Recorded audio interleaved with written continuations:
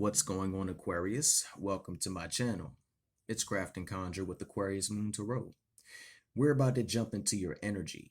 This goes out to Sun, Moon, and Rising, singles, couples, men and women. Cross watchers are welcome. If you would like to book a personal reading, please check the description box below and all that information will be there for you. Now, I tried to record your video 10 minutes ago, but I had a sneezing fit. And then I started to stutter. But I liked the message and I wasn't going to reshuffle because this is a very potent message. And I feel for a few it is a continuation of yesterday's message, which is you're officially saying, okay, I'm about to move on. I understand that these thoughts are hindering me, that they're holding me back, that these thoughts bring more pain. They rile my emotions. They make me feel that I'm not where I need to be. And I'm a powerful MFer out here. So I'm going to move on, hence with the Six of Swords. Now, I do pick up that many of you have moved on emotionally from the thoughts that no longer serve you. I'm not talking like a relationship per se, but if that resonates with you, then take it. I'm talking more on the lines of evolution, psychological growth, things like that. And though I do believe in the spiritual and the human spirit and the gods and the goddesses, I also believe in the potency of understanding your own psyche and helping it develop and growing and changing and shifting and understanding the light and the dark. So many of you are going through like a mental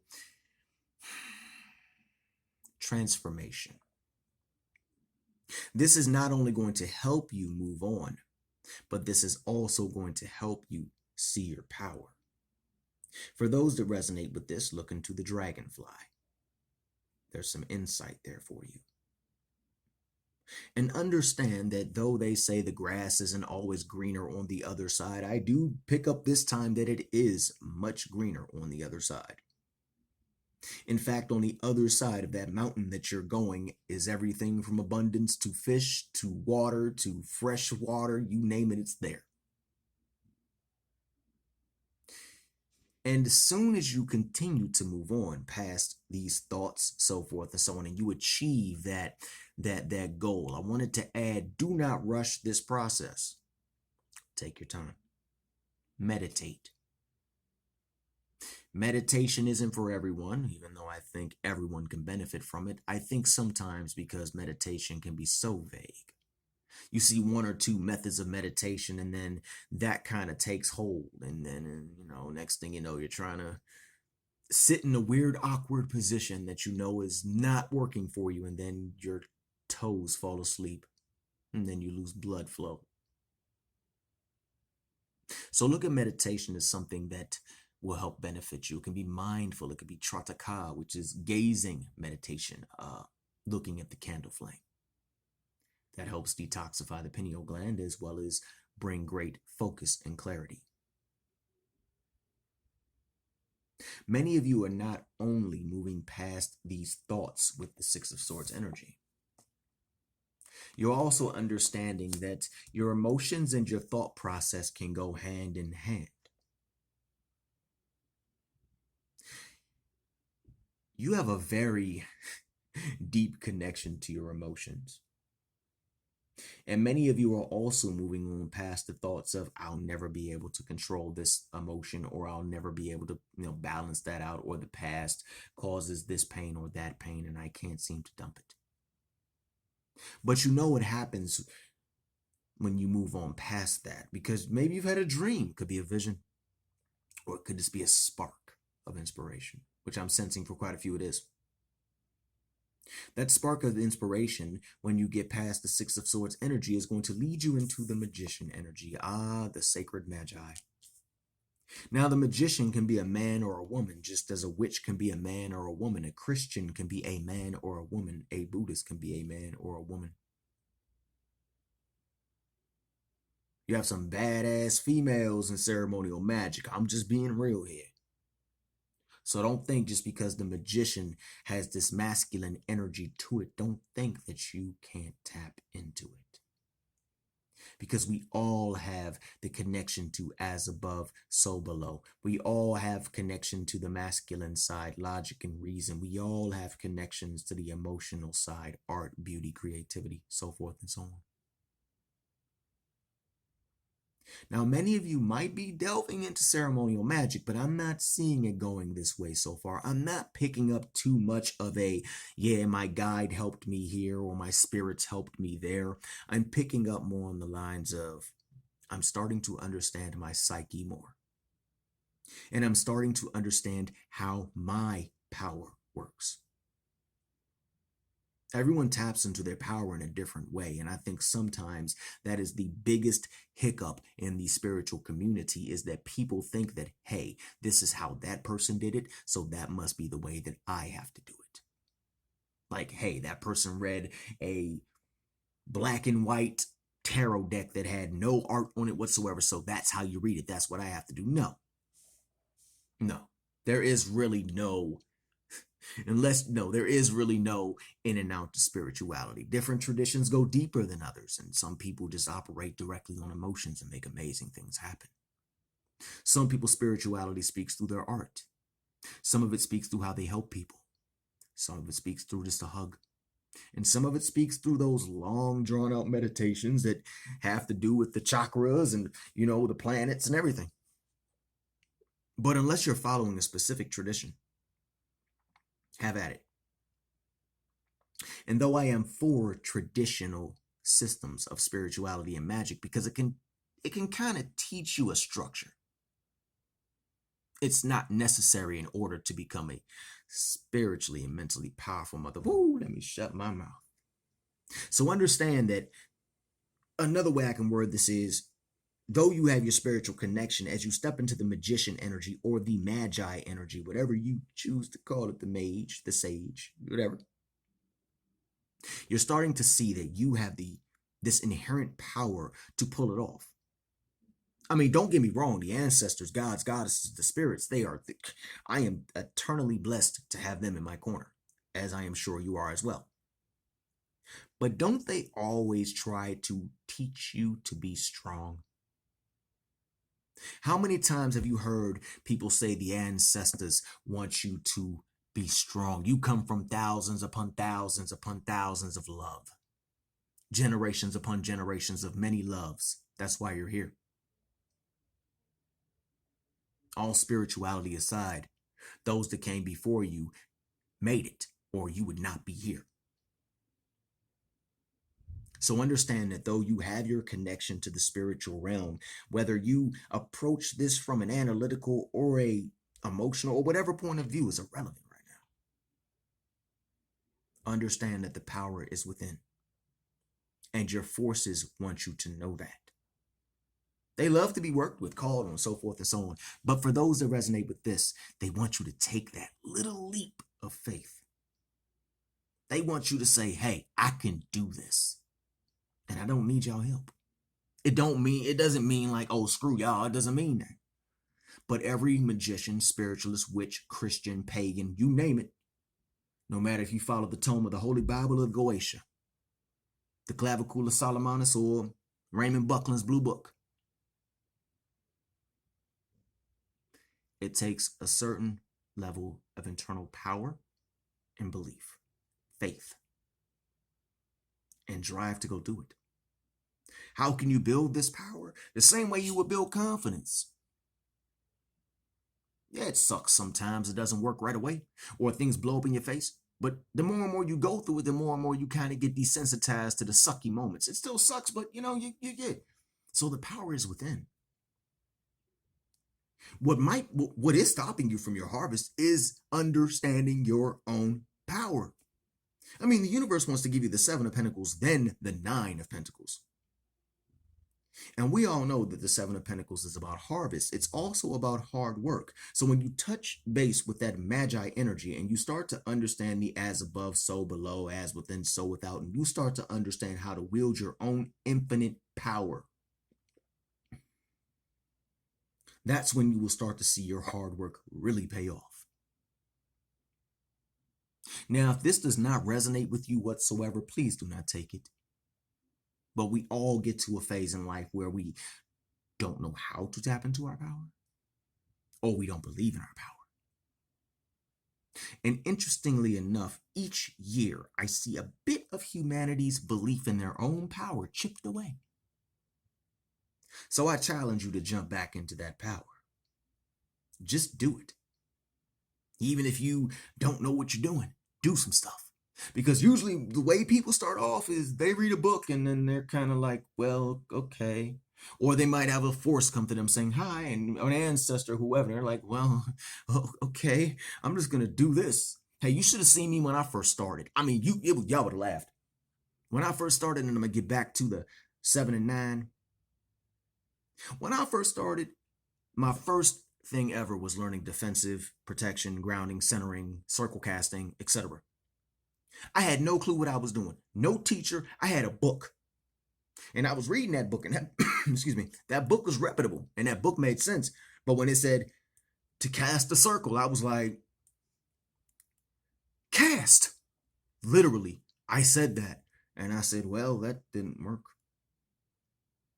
But over time, I learned and I grew. Yes, you can laugh, because I can look back and laugh at it now too. But everyone starts somewhere. And that's what I'm going at it with. The key energy of this whole spread to me isn't the 6 of Swords, isn't the 7 of Pentacles, and it is not the 9 of Pentacles. The 7 and the 9 are the outcome. Hell, the 7 is the before the outcome. The 7 is like the season finale, and the 9 is like the series finale. The season finale is going to prep you up, because when that 9 of Pentacles hits you, it's just not going to be something on a financial level. It's going to be very Venusian, if that makes sense. We're talking since you start to tap into your own inherent power and starting to understand that you can make things happen on Earth. You know, without any assistance whatsoever, you can just wield the energy. I mean, of course, you have to get out there and put in work. Of course, there's no secret. But when you start to see that, hey, I can create a sigil with my own inherent power and meditate on it and then make it happen. And, you know, it might not come to pass as fast as 30,000 ancestors working on it, but it came to pass 5 days later. Man, I feel strong. And that is the ultimate confidence booster, is it not? When you accomplish something and you start to build a track record of accomplishing it, and then you start to help others, and then they're like, yo, your energy is off the chain. Someone told me that one time, and that was the best compliment that I had ever had, because I didn't understand how it was working. I knew what I was doing, but I never understood how it flows in people's lives. Manifestation is different in everybody's life. It's not going to all happen the same way. If someone works with, Belial or Belial, he ain't going to work with you the same way other people was. He's the first spirit that popped into my head. Just saying, he's a good force to work with, but be wary. He will drill you. He's the lawless one. He makes it happen, but at the same time, you will explode sometimes. And he'll say, well, that's the way the cookie crumbles sometimes. It's not that he wants to crush you. It's just that he teaches you. He's different. He teaches that way, and most have demonized the crap out of him, but in reality, he is an ancient god. And actually, I know many left-hand path magicians will disagree with this, but he has a compassionate side. He does. Most, and I wanted to add this, most that people say are dark and gloomy really aren't that dark. You have to understand the difference between dark and tough. Like, you might have a goddess of the moon, the light side of the moon and the dark side of the moon. The goddess of the light side of the moon might show on up and say, oh, you bumped your knee, let me hug you. The dark goddess show up like, you just bumped your knee, get up. But then when you lose someone like a family and you cry to the heavens and that dark goddess shows up, she will hold you. That dark god will hold you, comfort you. And I'm not saying that resonates with anyone. I was just adding that to it. Maybe it does, because somebody who pops across my channel that I saw on IG has been mentioning a certain dark goddess. Shout out. You know who you are. So let's jump back to this. When you start to touch base and really, really touch base with that magi energy, and I'm also hearing that if you feel the need to take a ritual or a rite, whether it is the LBRP and whatever it may be, and tweak it to your fancy, then go, by all means, do it. Think about that for a second.